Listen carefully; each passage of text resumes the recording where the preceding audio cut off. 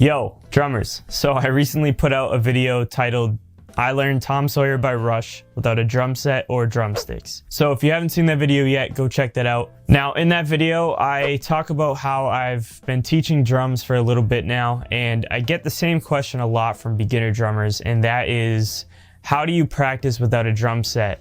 And I decided to go even further to show how to practice without drumsticks too. But in that video, I don't really explain how to do it. I just kind of do it to show that it's possible. But in this video, I want to show you guys exactly how to practice without a drum set. So let's get into it.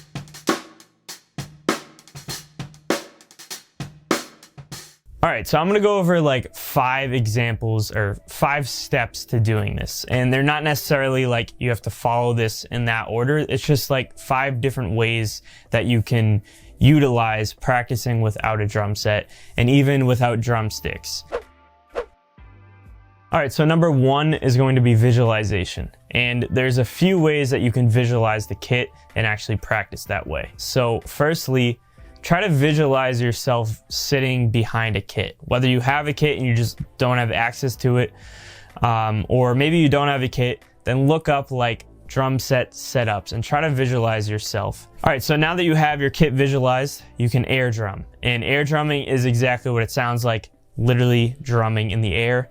And you have the floor to use with your feet. So, you know, if I wanted to play a ride groove, I know my ride's over here, and you can see that right here on the right. Then my snare would be like right here between my legs. So yeah.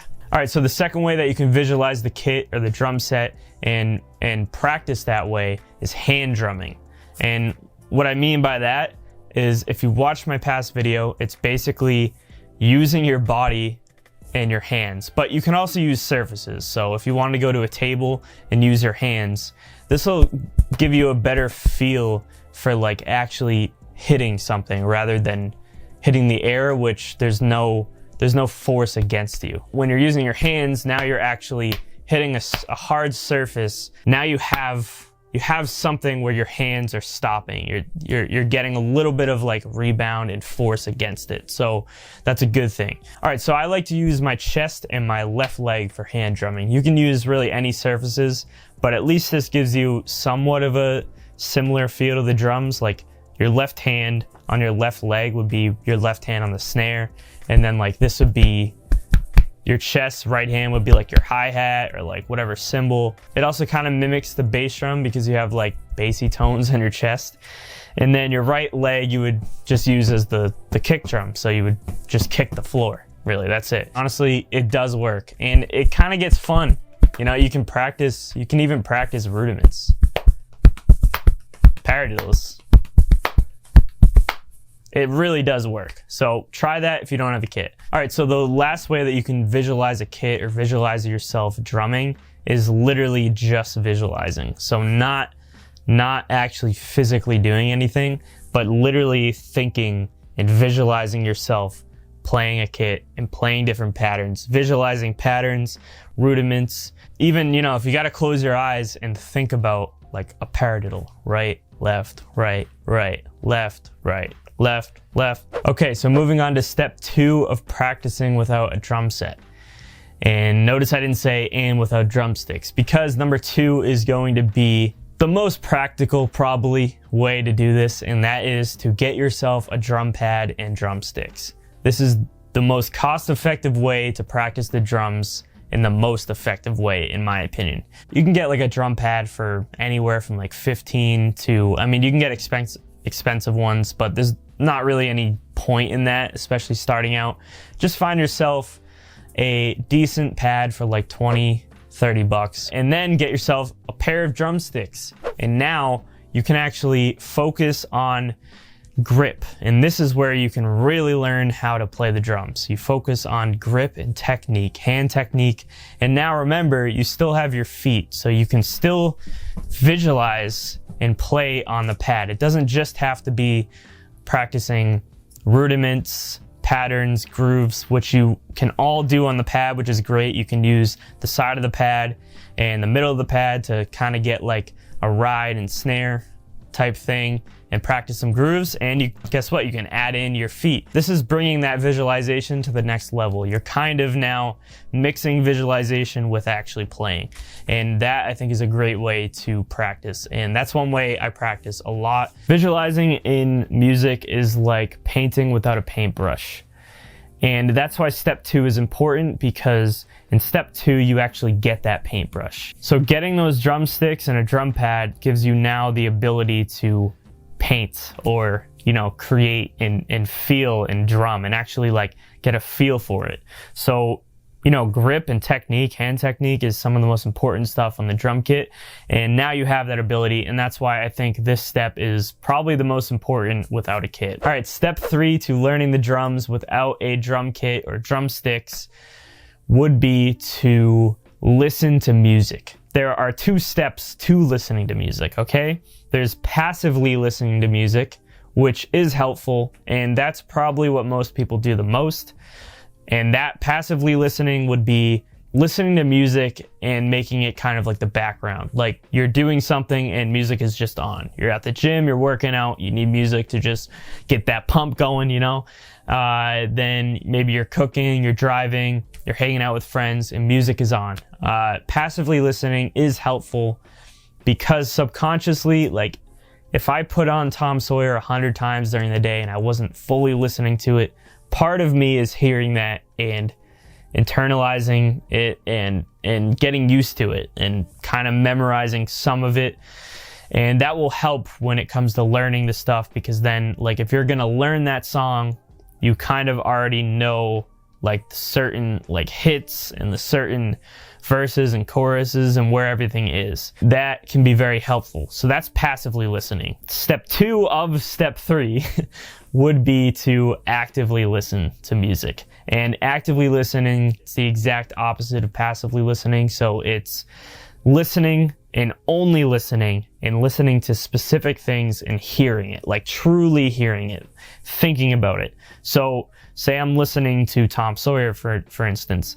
I'm focused only on what Neil Peart is doing. And even further, I'm focused on maybe specifically his hi-hat and the way he's phrasing it, or specifically the snare, specifically the bass drum, just anything like that, focusing and dialing in on a certain aspect and really hearing it and understanding it. That is the difference between actively listening and passively listening. And that is very, very important as not only someone who might not have access to their kit or their instrument, but also to just musicians in general. We need to be listening to music. So yeah, I really like this step number 3 because it doesn't just apply to not having a kit. It applies to every musician. It should be a staple in your like music practice routine. What's cool about step number 3 is that the 2 prior steps really work towards it. Like they work hand in hand. If you're actively listening to a song, you can then, guess what, visualize what the drummer is doing. So really focus in on what he's doing, and air drum or hand drum or pad drum. And that's exactly what I did in the video where I learned Tom Sawyer. So trust me, it definitely works. Okay, so that gives us step number 4, and that is basically very similar to listening or actively listening, but now we're watching and analyzing. So what this requires is having technology, obviously, but so does listening to music. But this requires having like YouTube or something, being able to watch drummers. So even you can go to live concerts, that helps too. But definitely like having a cam view on like YouTube of some of your favorite drummers, or just really any good professional drummers. You can learn a lot by doing that. So yeah, you can slow their playing down on YouTube and really like dial in and listen and watch what they're doing. And a lot of the times you can learn new things, like maybe they're phrasing a pattern in a certain way that you wouldn't have thought of, and you can go then try that on your kit. And what's cool about this step is it's the same as number 3. You can apply it to steps 1 and 2, which is awesome. You can watch and analyze and then go and air drum or pad drum. So you can literally like watch, analyze, slow stuff down, and then go on your pad. So if you don't have a kit, dude, I'm telling you, you can learn so much without that. Yeah, so look up some of your favorite drummers and really analyze what they're playing, slow it down, and then you can apply that to the other steps. All right, step number 5, which I almost forgot that we had 5 steps, is to emulate the drum set. And someone commented this on my last video, on the Tom Sawyer video, and they're totally right. And that's something that I've used in the past when I haven't had my kit or I was just away from it. So all emulation is basically taking objects that aren't a drum set and making them a drum set. So say you have a chair and you put that where like the snare would be, and then you put like a Tupperware container as like one of the toms, and then I had a student who was using his luggage as the hi-hat, like just putting it on the left. So making objects and forming a drum set out of them. They're not going to sound anything like a drum kit, and it's going to be probably boring to play, but it'll help you get used to where the kit is, so that when you go back to your kit or when you buy your first kit, you'll be at least used to where the stuff is, and it gives you at least a little bit of force against something, so it gives you that rebound.